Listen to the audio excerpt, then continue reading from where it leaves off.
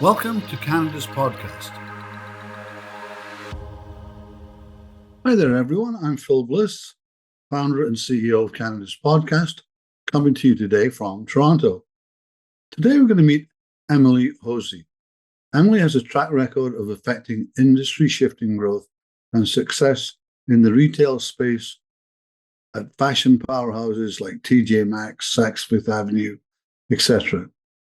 She's also a dynamic millennial mom, and she recognized a huge void in the baby gear retail market. And, like great entrepreneurs, decided to sort of discover in that area. Her solution was Rebel Store, a certified B Corp and purpose-driven company dedicated to creating a marketplace that connects brands and retailers to parents across North America. Her innovative AI-powered ecosystem enables frictionless movement of overstock, open boxes, which are store returns, and quality used baby gear between buyers and sellers. In 4 years, Emily has brought her vision of a re-commerce and circular economy to life across 2 countries and has saved over 180,000 pieces of baby gear from ending up in landfills.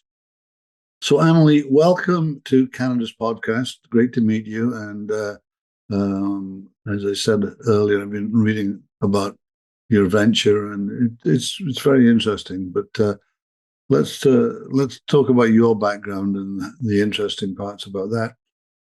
So, before we get too much into the business end of it, tell us a little bit about yourself, what you do and or have done, and how you got here, basically. Sure. Well, first of all, thank you for having me and having an interest in learning more about me and the company. So my name is Emily Hosey. I am a millennial mom too. I have a 5-year-old and a 3-year-old.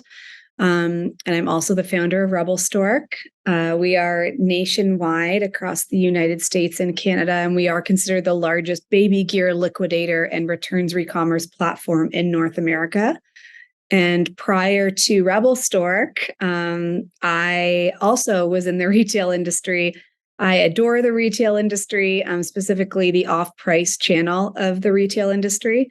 And so prior to starting Rebel Stork, I was the VP of merchandising for Winners and Marshalls, which is part of the TJX companies. Mm-hmm. And prior to that, I was in a different off-price model as a VP of merchandising at Saks Fifth Avenue, the off-fifth division, based in New York City. Cool. Yeah. But so you've worked with, those are pretty big brands. Why did you move to entrepreneurship? What was the thing that made you move?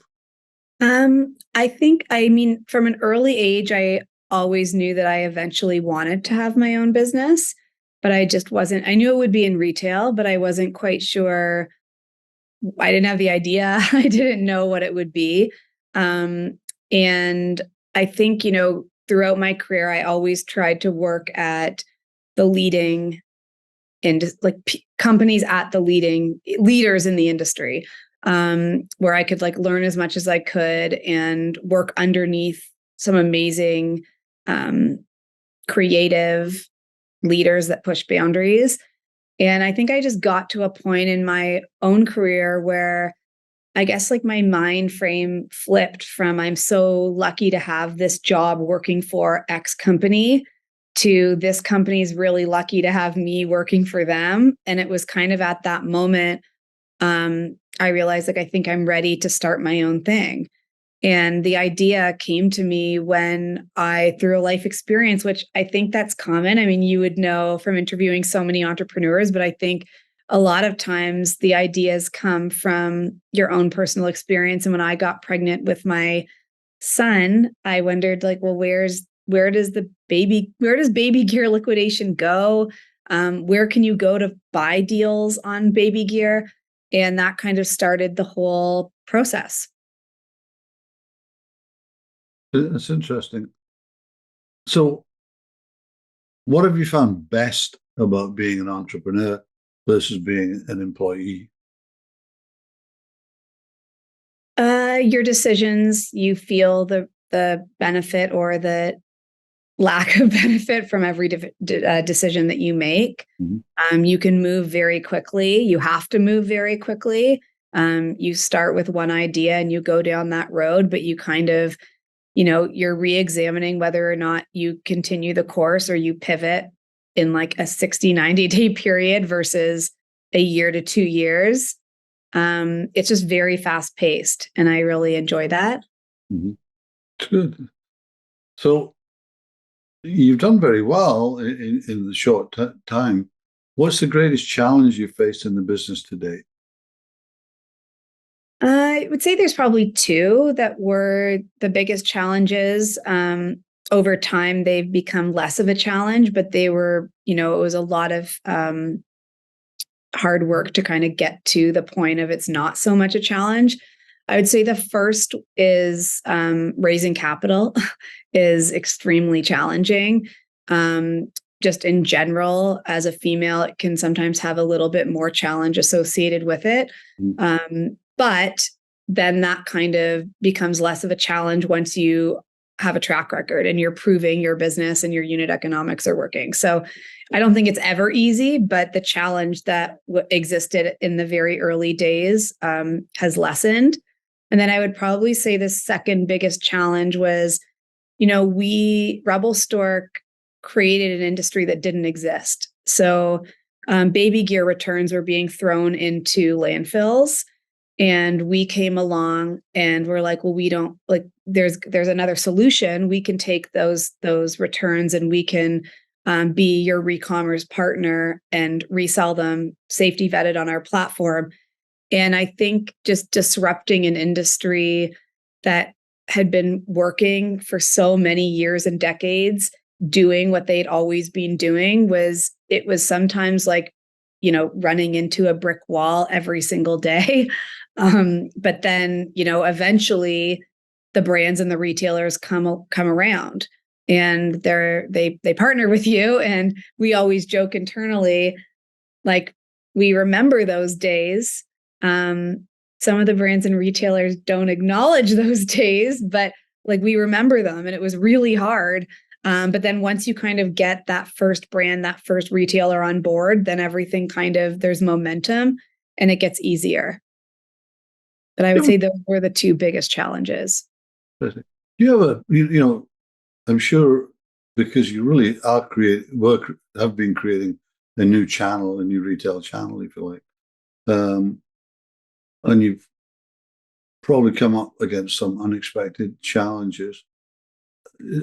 Have you found a way of handling them so that you can successfully overcome them?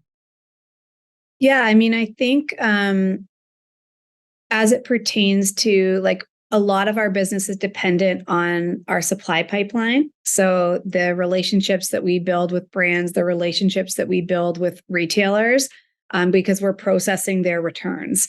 So yeah, if one of your big partners is having challenges and goes bankrupt per se, or one of your big clients decides to exit an important part of the business that those returns are funneling to you, then that can cause a challenge. But I think just always having, we have a rule of thumb that there's never one supply channel that will account for more than 20% of our business at any given time. And I think that's just that's a great rule. Yeah, it was kind of embedded in me and the team when we were at TJX and Saks Off Fifth, that you really can't. I mean, you need diversification. So even when you sign a huge contract, you celebrate for 1 minute and then you're like, oh my gosh, this is such a big contract. It means we need so many more big contracts, or else this one big contract will occupy too much of the portfolio. So I think we're pretty strict on that. And so that's been kind of helpful to stick to that rule, is you can't just get excited by one big win and be like, let's sit back and relax. You're constantly hustling. Sure, you're diversified. But if you could go back in time, what advice would you give yourself, before you've made this move back in your early 20s? I don't think people necessarily realize the amount of like what you give up when you become an entrepreneur. You really do put everything into the business. And so for me, it's like I don't have a lot of time in my life for like personal interests and hobbies. It's really my family and the business. And I think not many people realize that. When you start a business, like your HR, your operations, your logistics, like your finance, you're kind of doing everything. As the team grows, that obviously changes, but that is years before that changes. We're 4 years old in Canada, 2 years old in the US. Our business is quite large in a very short period of time, but like we have 43 full-time employees, but it's like the past 2 years that it's been that. Prior to that, there was like 8 of us. And so, you really are doing everything. And so you have to be like really committed to wanting this to work because it occupies you. There's no off switch.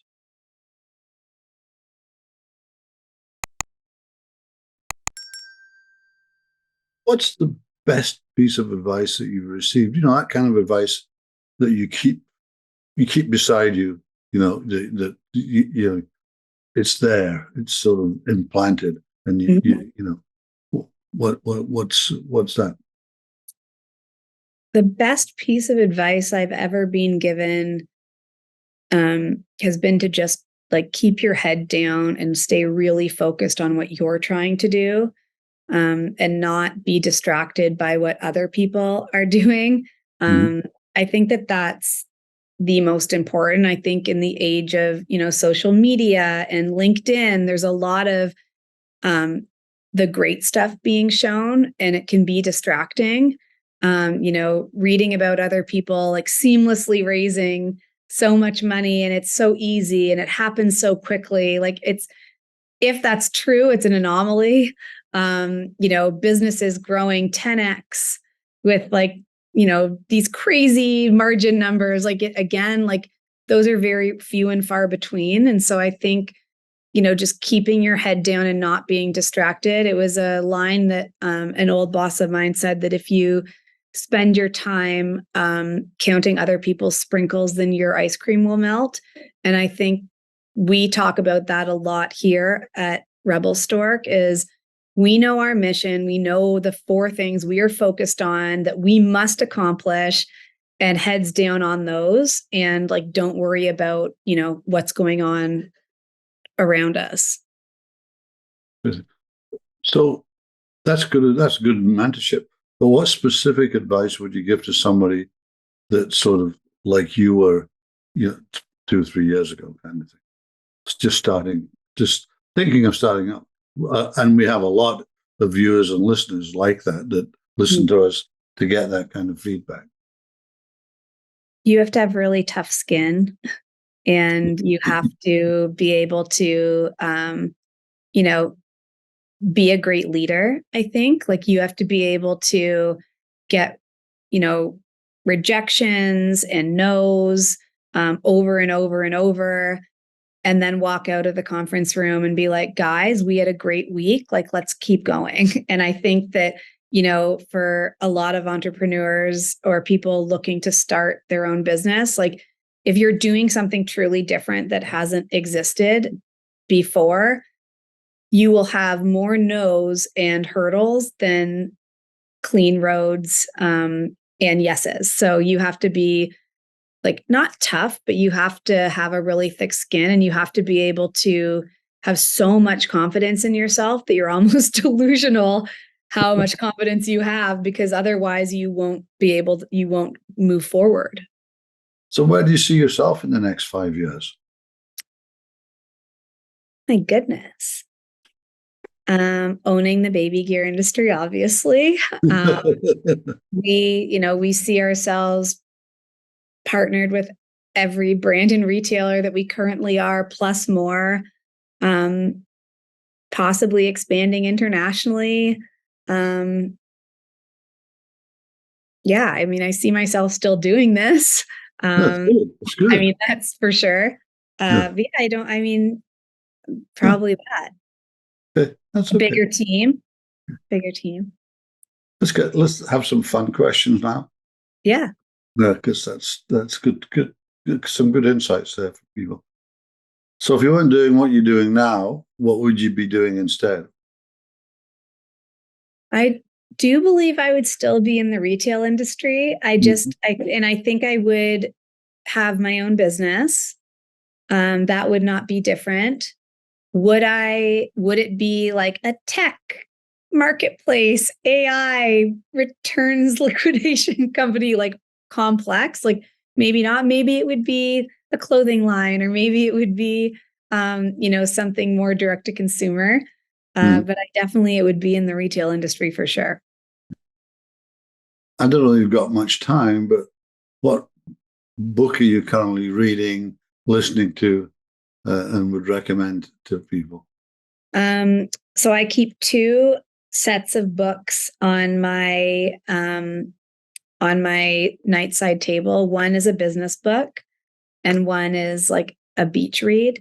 Hmm. So, depending on how I'm feeling, of like, oh my gosh, I need a break from business, or oh my gosh, I need to lean in and learn something from another successful entrepreneur, depends on which one I pick up every night. Hmm. Uh, I'm right now in the beach read phase. I just finished The Seven Husbands of Evelyn Hugo. Um, it was a New York Times bestseller. Kind of gives your mind a break. In terms of business books, oh my gosh, I read so many. One book that I read multiple times over and over that's on my bedside table is Blue Ocean Strategy. And my old boss at Saks, he gave it to me, and I love it. And it's all about It's a good book. it's a Yeah. great book, and like finding that blue ocean, that new idea, and really leaning into it, versus going into, shark infested waters where there's 50 million people doing the same idea and you're just nipping at the same thoughts. So I do like that one a lot. And every time I read it, I'm learning something different that I didn't pick up on the first time. And probably because our business is always at a different stage when I read it. So those are the two that I'm going back and forth on right now. This is kind of a dumb question for someone with two kids. Are you a morning or a night person? And I guess I'm like, you kind of have to be both as a parent. Mornings, I'm a morning person. I like to get up. I like to go to the gym. I like to drop the kids at school. My husband and I alternate. I, Um, I was a morning person, but we shared it. we So do I too. would do the morning run.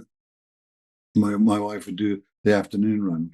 Yeah, we do that too. Mornings, like if I want to go to the gym, then he'll do, like, we alternate. It's like gym, no drop off, or no gym drop off.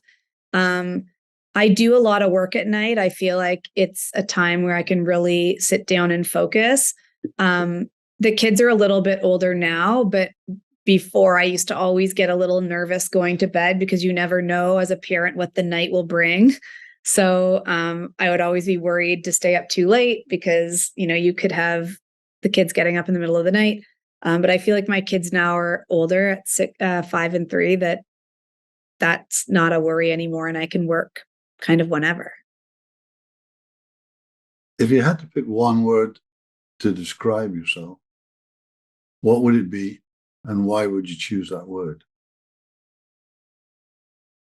Um, I think I would describe myself as relentlessly resourceful. Um, that I think, yeah, I mean, you have to be. Um, and to be honest, when we hire people at Rebel Stork, that's the one quality that we look for. Like, I don't even necessarily care at certain positions, obviously, if they have like the best experience in the exact role that we're hiring for. But if somebody is relentlessly resourceful, they will do very well here. Um, and they can be moved around to multiple different positions, and they'll figure it out.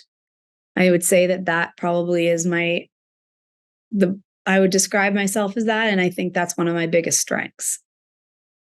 What's keeping you up at night? Apart from the kids. Apart from the kids. What keeps me up at night? I find talent keeps me up at night, like making sure that I have the right amount of talent surrounding me and the right amount of talent surrounding our employees and that talent pipeline. I mean, we're growing really quickly, which means hiring a lot of people and like making sure that we have the right people on the team. Like this business, I can have a great idea, but if I don't have a great team around me, like there is no business. So, that is one thing that always keeps me up is like, do we have enough people? Are they the right people? When we need to expand, are we going to bring on people that disrupt it's a different dynamic. So I would say that is, I'm always thinking about that. Interesting. Been a good interview. We're just about at that time. That's great. How can people get a hold of you, Emily, if there's something you've said that they want to ping you on, basically? Yeah, well, we are everywhere. So you can find me on LinkedIn, the company on LinkedIn. You can find us on Instagram, TikTok, YouTube. You can also sign up we have like a newsletter. You can sign up for that on our website. And we love hearing from our audience. We call them our flock. And we love hearing we get a lot of feedback. We try to action the feedback. So you can find us all over the place. Well, thanks. It's been great meeting you, Emily. It's an interesting enterprise you've built. Thank you very much. Thanks for taking the time.